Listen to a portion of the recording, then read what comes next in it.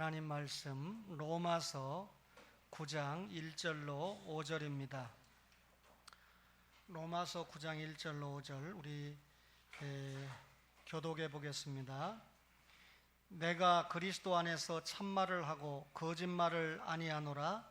나에게 큰 근심이 있는 것과 마음에 그치지 않는 고통이 있는 것을 내 양심이 성령 안에서 나와 더불어 증언하노니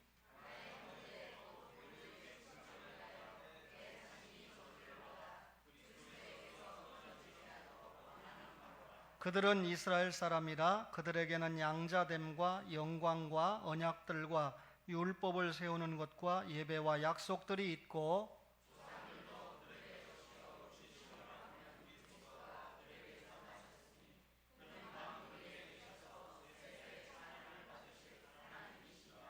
아멘. 지금 우리나라는 대단히 어두움 가운데 빠져들고 있습니다. 전직 대통령들을 보면 자살을 하기도 하고 또 감옥에 가기도 했습니다. 어떤 대통령도 예외 없이 지탄을 받고 있는 것이 현실입니다. 국민들이 경제적으로 생계가 어렵다고 아우성인데 정치하는 분들은 정경유착을 통해서 국민들이 상상할 수 없는 검은 돈들이 왔다 갔다 하고 이것 때문에 언론이 시끄러운 가운데 있습니다. 요즘 이민 신청을 하는 상당수가 젊은 20대, 30대 젊은이들이라고 합니다. 저는 이 사실 때문에 좀 충격이 되었습니다. 이 나라의 미래를 짊어질 전문 건각들이 나라가 싫어서 이 나라를 떠난다. 취업이 되지 않아서 떠난다. 이 나라는 미래가 불투명하다. 소망을 줄 수 없는 나라다. 이런 이유를 통해서 나라를 떠나가려고 합니다. 이런 즈음에 성도의 나라 사랑이라고 하는 그런 요지를 가지고 말씀을 생각해 보려고 합니다. 우리 속담에 피는 물보다 진하다. 또 팔은 안으로 굽는다. 이런 속담이 있는데 우리 정서에 대단히 걸맞는 속담이라는 생각입니다. 이웃 사람보다는 가족하고 가깝죠. 다른 나라 사람보다는 자기 동족에게 더 애정을 가진다고 하는 적절한 표현의 속담인 것 같습니다. 오늘 본문을 포함해서 로마서 9장부터 11장까지 쭉 읽어보면 세계적인 전도자 바울도 역시 이런 상식을 뛰어넘지 못하는 사람인 것을 알 수가 있습니다. 잘 아시는 것처럼 바울은 이방인에게 복음을 전하는 이방인의 사도로 부름을 받지 않았습니까? 특별한 사명을 받은 사도입니다. 그런데 이런 바울도 나라 사랑하는 데 있어서는 남달랐다는 것입니다. 복음 전파를 위해서 열심히 수고했지만 그의 가슴 속에는 언제나 이스라엘 백성, 자기 동족들이 떠나지 않았다라고 하는 것을 알 수가 있습니다. 바울의 나라 사랑은 마음으로 사랑했다는 것이죠. 오늘 로마서 9장 1절 이하에 보니까 내가 그리스도 안에서 참말을 하고 거짓말을 아니하노라. 나에게 큰 근심이 있는 것과 마음에 그치지 않는 고통이 있는 것을 내 양심이 성령 안에서 나와 더불어 증언한다. 그렇게 기록을 했습니다. 이스라엘 백성은 여전히 교만하고 완악했습니다. 예수 그리스도가 이 땅에 오셨는데도 그분을 배척하고 그리고 십자가에 못 박고 복음을 싫어했습니다. 바울의 복음 전파 결과 유대인들이 많이 믿는 것이 아니라 오히려 이방인들이 상당수 주님 앞에 돌아왔습니다. 바울은 이방인의 숫자가 늘어나면 늘어날수록 예수 믿는 이방인의 수가 늘어나면 늘어날수록 자기 동족에 대한 안타까움은 늘어났습니다. 그런 불편한 심정을 로마서 9장 1절에 솔직하게 표현하고 있는 것이죠. 바울은 누구보다도 마음으로 나라를 사랑했습니다. 나라를 사랑하는 것이 그리스도 안에서 참말이다. 내가 예수 믿는 사람인데 내가 나라를 얼마나 사랑하고 동족을 얼마나 사랑하는가, 이거 참말이다. 당시 유대라고 하는 나라는 영적인 침체와 타락으로 나라를 잃어버렸죠. 잠시 역사를 거들떠 볼까요?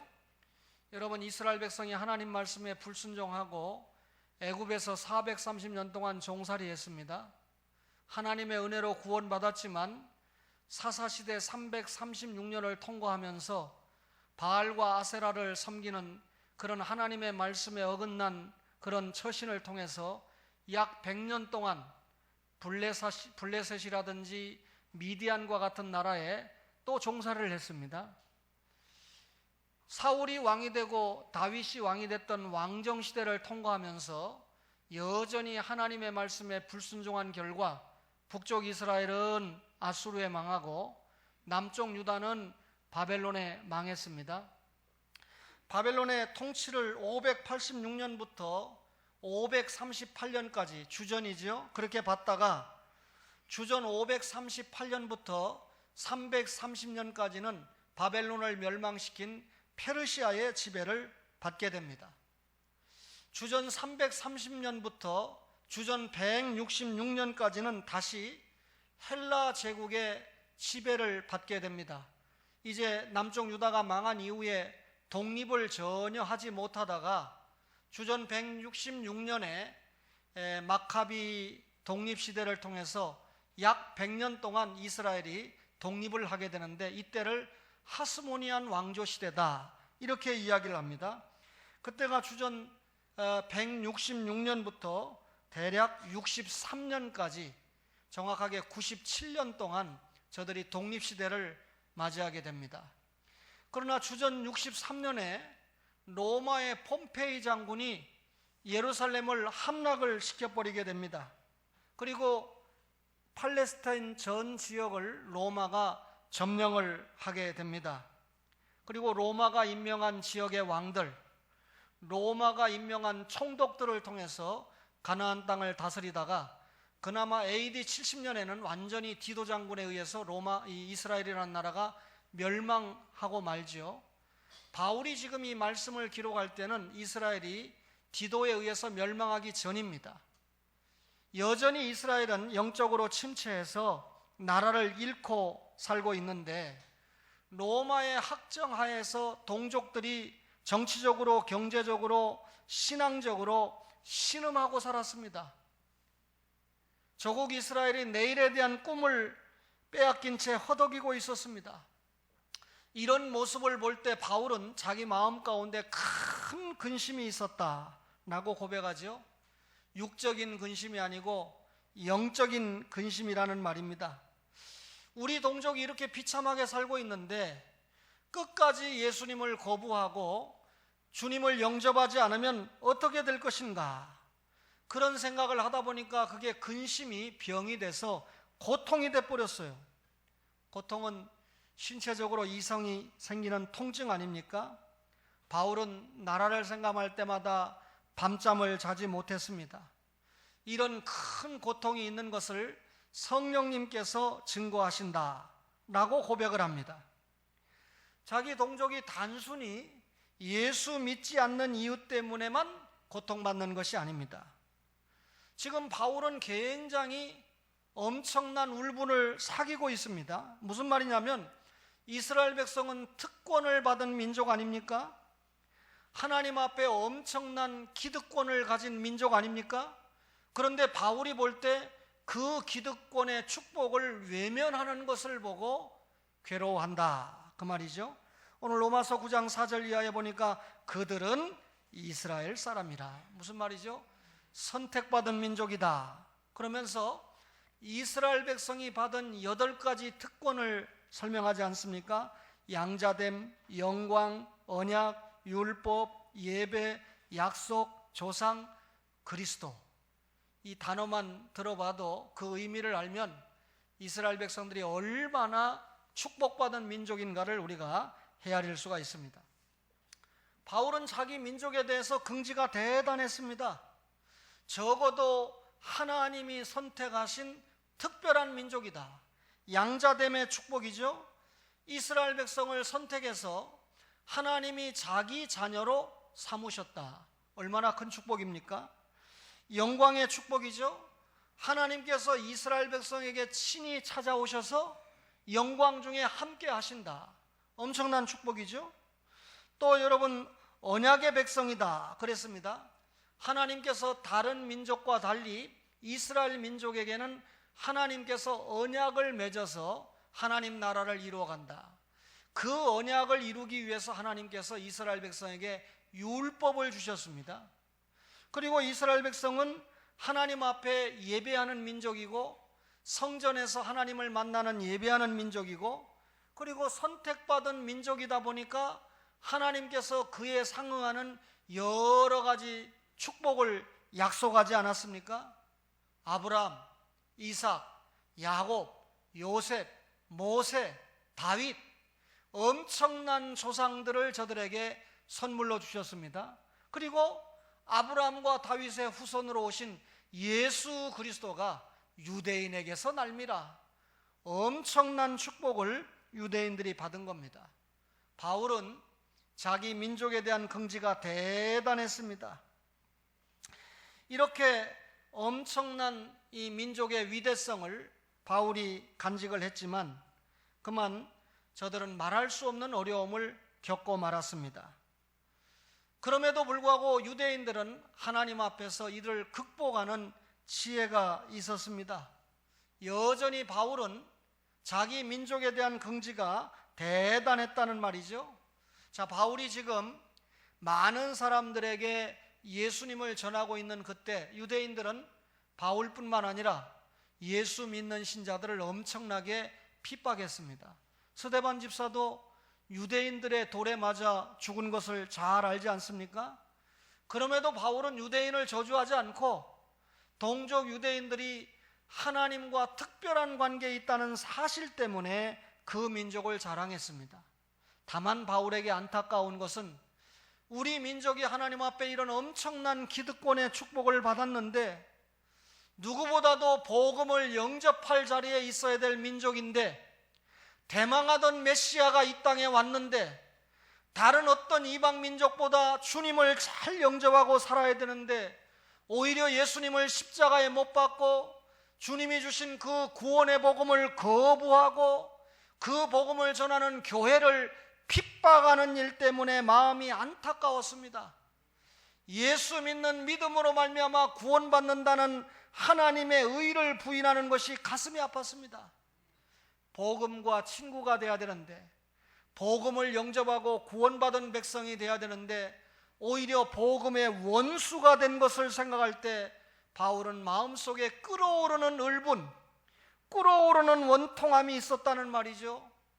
동족을 바라볼 때마다 불쌍하게 보이는 마음이 그 마음속에 병이 되었다는 것입니다.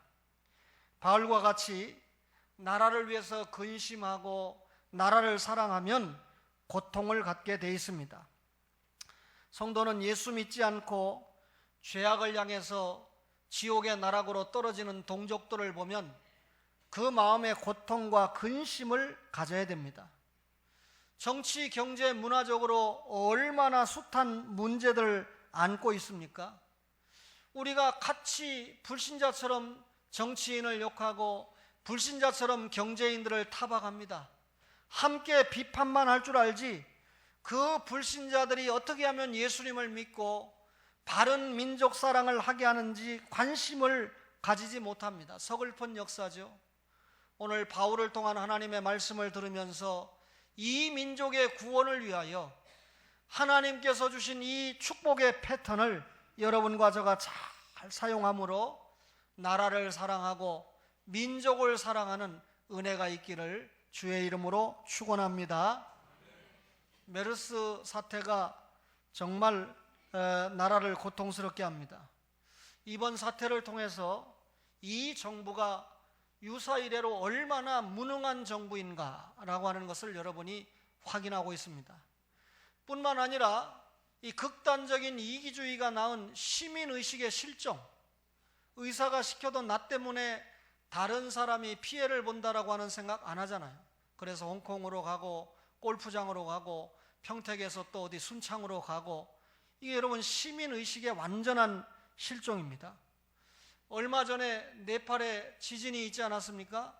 제가 네팔 선교사를 통해서 분명하게 들었던 바인데, 얼마 전에 네팔 국회가 이 네팔의 동성애법을 통과시켜달라고 국회에 올린 상태입니다. 뿐만 아니라 이 네팔에는 여러 종교가 혼재하고 있는데 힌두교를 국교로 해달라고 그렇게 국회가 상정을 한 상태입니다. 만약에 힌두교가 국교가 된다면 선교사들은 다 쫓겨나야죠. 네팔에 예수 믿는 사람은 환란이 시작되는 거죠. 근데 여러분, 하나님께서 공교롭게 이러할 때 지진을 통해서 흔들어 버렸습니다. 국회가 동성애 또 이 결혼법이라든지 또 힌두교를 국교로 하는 거 결정할 여가가 없습니다. 우리나라는 어떻게 됩니까? 여러분, 창피한 줄 알아야지. 용사제의 강단인데 지가 잘나서 시장이 되고 교육감이 된 게 아니고 여론의 1등은 뻔히 있었는데 어부지리로 1등 시장이 되고 어부지리로 1등 교육감이 됐으면 믿음이 없으면 겸손함이라도 있어야 될 거 아닙니까? 6월 9일 날 서울 어디에서 동성애 축제를 한다고 하는 나라입니다. 동성애법을 통과시켜야 된다고 하는 온 나라가 지금 들떠 있습니다. 뿐만 아니라 여러분, 세계를 흔들고 있는 이슬람교, 여러분, 장로 대통령이었던 이명박 대통령 때 이슬람 은행을 유치하려고 했다가 온 기독교 신자들이 일어나서 당신 탄핵하겠다라고 하는 바람에 장로 대통령이 굴복을 했습니다. 여러분, 믿음이 없으니까 교인들을 통해서도 하나님이 깨닫게 하죠. 장로라고 다 믿음 있는 거 아니죠? 우리 장로님들은 믿음이 있지요? 야, 아멘 안 하시네. 다음에 아멘 할 수 있도록 우리 장로님들이 계속 정진 또 정진해야 됩니다. 보니까 온 교회 장로들이 지금 믿음의 바닥을 보이고 있는 시대예요. 이럴 때 우리 초원교회 목사와 장로님들만이라도 하나님 앞에 믿음 위에 굳게 서는 모습을 보여줄 때 우리 교회는 개혁주의 교회로 이름을 떨칠 수 있을 것이다, 그렇게 믿습니다. 여러분, 우리 청년들 보고 중동에 가서 돈 벌어 오래요. 그러다가 또 뭐 할랄 식품을 개방을 한다고 난립니다. 뭐 대통령의 입장에서 경제를 생각하다 보니까 그럴 수 있겠지만 참모들이 이슬람의 이 아픔에 대해서 전혀 조언을 못 해주고 있는 거죠. 선진국들이 지금 이슬람권의 사람들과 결혼하는 걸 막고 있습니다. 이슬람 노동자들을 국내에 들어오는 것을 막고 있는 시대입니다. 그래서 저 남미에 가서 차라리 천주교권의 노동자들을 불러들이는 그런 기가 막힌 시대인데, 우리는 지금 이슬람을 개방한다고 하는 그런 나라입니다. 하나님께서 이 중동 중증 질환인 메르스를 통해서 좀 깨달아라. 만약에 할랄 식품이 들어오고 이슬람을 개방하면 너희들 중동 때문에 죽는다라고 하는 경고를 하나님이 주시는 거 아니겠어요? 여러분과 저가 여러 가지로 나라를 생각하면서 동족의 구원을 생각하면서 무릎 꿇고 엎드리는 초원의 가족들 되시기 바랍니다. 바울은 생명을 바쳐 사랑했습니다. 로마서 9장 2절에 나의 형제 곧 고륙의 친척을 위하여 내 자신이 저주를 받아 그리스도에게서 끊어질지라도 원하는 바다. 나라 사랑 참 대단했어요. 자신이 저주를 받고 지옥에 갈지라도 동족 유대 백성들이 구원을 받아 천국 영생을 누린다면 기꺼이 받아들인다. 여러분, 여기 저주를 받아들인다는 아나테마라고 하는 헬라 말은요, 구약에 여리고성 정복할 때 하나님이 주신 명령과 관계가 있는 단어입니다. 여리고를 멸망시킬 때 생명이 있는 것은 물론 그 성에 있는 물건 하나까지도 남기지 말고 완전히 불태워서 없애라. 완전히 불태워서 없애라. 이게 아나테마입니다. 따라서 이 말은 이렇게 저주를 받는다는 말이 얼마나 무서운 말입니까? 완전히 불태워서 없애버리는 멸망을 당한다. 지옥에 가서 영원히 고통을 당한다. 그럴지라도 동족이 구원받는다면 감내하겠다. 자신이 하나님 앞에서 어떤 진멸을 당한다 할지라도 나의 동족이 구원을 받는다면 이를 감수하겠다. 바울이 지옥 형벌에 대해서 잘 몰라서 이 말을 했을까요? 한 번 지옥에 가면 영생의 천국으로 돌이킬 수 없다는 거 알고 있습니다. 그럼에도 자신이 지옥에 가는 대신 동족들이 천국에 간다고 하면 감내하겠다. 이 얼마나 동족과 민족을 사랑하는 그런 극치의 표현입니까?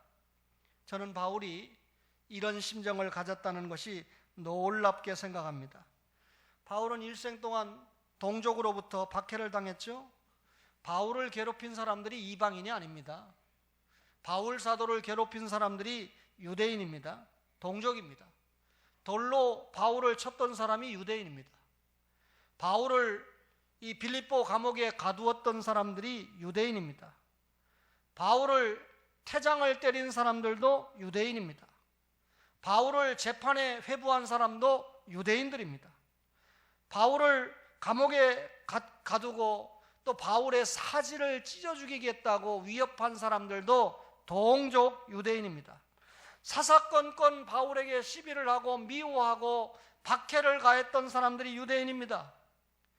인간적인 측면에서 본다면 정말 동족 유대인을 생각하면 이를 갈고 미워할 수밖에 없는 것이 바울의 입장이었습니다. 그런데 바울은 이런 민족을 위해서 내가 지옥에 갈지라도 저들이 천국에 간다면 감수하겠다? 무슨 말입니까? 동족의 죄는 미워할지라도 그 동족들의 영혼은 사랑하고 불쌍히 여겼다, 그 말이죠. 자신이 마음에 이런 고통이 가중될수록 동족을 긍휼히 여기는 마음이 간절했습니다. 이유는 바울은 하나님이 주신 구원의 마음을 가졌기 때문에, 사랑의 마음을 가졌기 때문에 그렇습니다.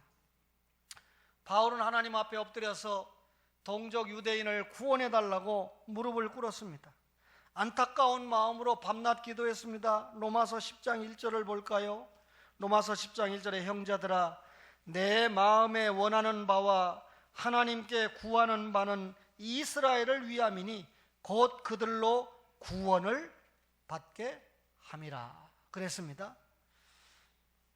여러분과 저가 동족을 위해서 해야 될 일이 무엇일까요? 기도하는 것이죠. 여러분, 지금 이 여당 대표가 어느 모임에 와가지고 저 국민 고등어 뭐 거기에 와가지고 용왕님께 빕니다 라고 하더라고요. 용왕님께 여당 대표가 비는 나라입니다. 그렇죠? 여러분, 비로도 혹 천주님께 빈다고 그러든지 부처님께 빈다고 그러면 조금 불교가 종교가 그쪽인가 보다 하고 내가 이해하고 말 텐데, 용왕님께 빈다고 그러니까 참 좀 수준이 많이 떨어진다 하는 생각을 가지게 됩니다. 여러분, 이런 여당 대표를 위해서 기도해야죠. 주님 좀 돌려달라고. 여당과 야당이 싸우는 건 뭐 그렇다고 칩시다. 이제는 정부와 여당이 싸우고 있습니다. 그 안에서 무슨 박이니 무슨 친박이니 비박이니 싸웁니다. 친노니 비노니 하며 싸웁니다. 국민들에 대한 어떤 관심은 전혀 없어요. 내년 총선에 어떤 사람이 국회의원 공천을 받고 어떤 사람이 당선되고 정권을 유지하느냐, 여기에만 혈안이 돼 있죠. 이런 불쌍한 지도자들을 위해서, 이런 불쌍한 민족을 위해서 여러분과 저가 해야 될 일이 무엇입니까? 기도지요. 하나님께서 바꾸어 주시면, 하나님께서 저들의 마음을 돌려주시면 가한 줄로 믿습니다. 여러분과 저가 이 바울의 이런 심정을 생각하면서 나라와 민족을 사랑하는 일에 정말 으뜸되는 국민이 되어야 된다. 그것이 기독신자의 모습이어야 된다, 그 말이죠. 그렇다면 오늘 이런 말씀이 우리에게 주는 교훈이 무엇일까요? 여러분, 이 말씀이 우리하고 무슨 상관이 있을까요? 우리 유대인 아니지요? 그렇다고 우리가 바울의 입장에 처해 있는 것도 아니지 않습니까? 또 유대인들처럼 우리가 특별한 종교적 기득권을 누리고 있는 것도 아니지 않습니까? 그럼에도 불구하고 바울의 이런 자세를 통해서 우리가 도전과 교훈을 받아야 된다는 것이죠. 구원의 기쁨과 동시에 구령의 고통을 가져야 한다는 것입니다. 여러분과 저가 노력한 것도 없는데 값없이 하나님께서 우리에게 구원의 선물을 주셨어요. 최재희 전도사님이 무슨 보고를 하는데 현장에서 박희경 목사님이 별로 노력하는 것 같지도 않은데 어떤 것은 술술 풀린다. 그 말을 하려고 하는 의도가 뭐냐면 선대부터 믿고 아버지 어머니가 엄청나게 충성하고 기도한 것을 자녀가 따먹고 있다. 이 부분에 있어서 저는 굉장히 속이 상했습니다. 그러나 옳거니 아들 하나 키우고 있지만 내가 주님 앞에 충성한 거 내 대도 그렇지만 자식에 대해는 충분히 이런 간증거리가 생길 수 있는 은혜가 있을 것이다. 정신이 번쩍 드는 말씀 아닙니까? 여러분, 대충 예수 믿지 마세요. 하나님 나라 일꾼으로 멋지게 사용받아 보세요. 금세와 내세 하나님의 약속이 우리들에게 이루어질 줄로 믿습니다. 그러기 위해서 구원의 기쁨과 구령의 고통을 가져야 해요. 우리 감사하게도 값없이 구원을 선물로 받았어요. 하나님의 손에서 이 축복을 끊을 자가 아무도 없습니다. 얼마나 감격스럽습니까? 얼마나 기쁩니까? 이런 설교를 들으면서도 저는 돈이 없어서 기쁘지 않습니다. 참 답답합니다. 여러분, 구원의 기쁨 때문에 감사하고 사명을 감당할 때 물질이 따라올 줄로 믿습니다. 너는 구원받았으니까 좋으냐? 주님이 물어요. 너 감격스럽냐? 너 진짜 행복하냐? 물을 때 여러분과 저가 예 하고 대답해야 되죠. 바울 보세요. 로마서 8장에서 얼마나 구원의 기쁨과 감격에 찼는지. 누가 우리를 정죄하겠느냐? 누가 우리를 대적하겠느냐? 누가 우리를 그리스도의 사랑에서 끊을 수 있겠느냐? 얼마나 감격적이고 얼마나 자랑하고 기뻐하는지 모릅니다. 그런데 9장에 들어가면서 완전히 다른 모습입니다. 조금 전에 보여줬던 환희와 기쁨이 동족의 구원을 생각하면서 고통하고 신음하는 장면으로 넘어갑니다. 여기에서 여러분 모순되는 감정을 보지요. 마치 거짓말하는 것처럼 조금 전에 막 기뻐 뛰다가 금세 숙연해지고 슬퍼하는 모습을 보이니까 요즘 말로 말하면 저 사람이 우울증 환자 아닌가? 저 사람이 혹은 조울증 환자 아닌가? 바울이 9장 1절에서 내가 그리스도 안에서 참말을 하고 거짓말을 하지 않는다 선언하고 시작합니다. 무슨 말입니까? 나 혼자 구원받았다고, 나 혼자 천당 간다고 행복할 수 없다는 것입니다. 구원의 기쁨을 아는 내가 다른 형제의 구원에 무관심하다는 것은 정상이 아닙니다. 하나님이 절대로 기뻐하시지 않습니다. 우리의 형제들 때문에 가슴 아파하는 건 역시 성령님께서 주시는 은혜입니다. 구원받은 내가 구원받지 못한 동족들을 생각할 때, 친구를 생각할 때 가슴 아파하는 것 자체가 하나님께서 나에게 주신 특별한 은혜라 그 말입니다. 그래서 바울은 오늘 1절에 성령 안에서 증거한다 그랬습니다. 요한이가 저에게 편지를 썼습니다. 저는 부산에서 가장 가난한 아파트에 살고 있습니다. 제가 살고 있는 이 아파트에서 여러 명이 자살을 했는데 제가 살고 있는 동에서만 최근에 2명이 자살을 했습니다. 우리가 빨리 가난을 벗고 여기에서 벗어났으면 좋겠다라고 집에 갈 때마다 공포가 있었는데 교수님의 강의를 들으면서 또 이 교수님의 예수 따라 복음 순종함을 읽으면서 정신이 바짝 들었다는 겁니다. 내가 이 주어진 환경에서 감당해야 될 사명이 있다. 두려움을 떨치고 이 영혼들을 어떻게 주님 앞에 인도할까를 기도하고 그 탈출구를 만들어내는 그런 학생이 되어야 되겠다라고 결심을 했다는 것입니다. 이런 학생들 때문에 제가 행복하고 있습니다. 전도는 가까운 내 형제, 내 동족부터 해야 됩니다. 나의 형제 곧 고륙의 친척 누굽니까? 이스라엘을 말하는 거죠. 이스라엘 민족이 하나님의 선민 됐지요. 구원의 특권을 받았지요. 그렇다면 여러분 오늘 이 말이 무슨 말입니까? 바울에게 있어서 동족, 우리에게 있어서 동족, 가까이에 있는 사람부터 전도해야 된다 그 말이죠. 우리 가족, 친척, 직장 동료, 이웃 등은 쉽게 복음을 들을 수 있는 영역에 있습니다. 여러분과 저 때문에, 여러분이 다니는 직장, 동료들은 여러분 때문에 복음을 들을 수 있는 영역권 안에 들어 있습니다. 소위 이스라엘처럼 특권층이 되었다 그 말입니다. 저 사람이 나를 만났기 때문에 행복한 사람이 되도록 해주는 사명이 있기를 바랍니다. 예를 들면 여기 권사님이 한 분 계십니다. 남편과 자녀들은 그 권사님 때문에 쉽게 복음을 들을 수 있는 영역권에 있다는 말이죠. 그 아내를 통해서 남편이 하나님, 예수, 그리스도 이 말을 듣지 않을 겁니까? 또 그 아내를 통해서 기도하는 권사님의 모습을 통해서 하나님 앞에 축복을 빌고 있다는 걸 눈으로 보면서 때로는 하나님의 임재와 영광을 간접적으로 느끼지 않을 겁니까? 그들은 훨씬 예수 믿기 쉬운 자리에 나와 있을 수 있다. 여러분이 장로이기 때문에, 권사이기 때문에 안수 집사의 믿음을 가지고 사명을 감당하면 믿지 않는 여러분의 가족들은 주님 앞에 쉽게 나올 수 있는 가능성이 있다. 왜 안 나옵니까? 예수 믿고 아버지처럼 되기 싫다는 거죠. 예수 믿고 우리 어머니처럼 되기 싫다는 거죠. 예수 믿은 아버지 어머니가 교회 오면 목사, 장로, 권사인데 집에 가면 아니거든요. 경건 생활이 안 나타나거든요. 주님의 제자의 모습이 안 나타나거든요. 그러니까 아이들이 자꾸 거부하는 거 아닙니까? 주님이 이 시간에 우리에게 질문합니다. 너에게 구령을 위해 그치지 않는 고통이 있느냐? 너의 가족, 너의 형제, 너의 동족을 위한 눈물이 있느냐?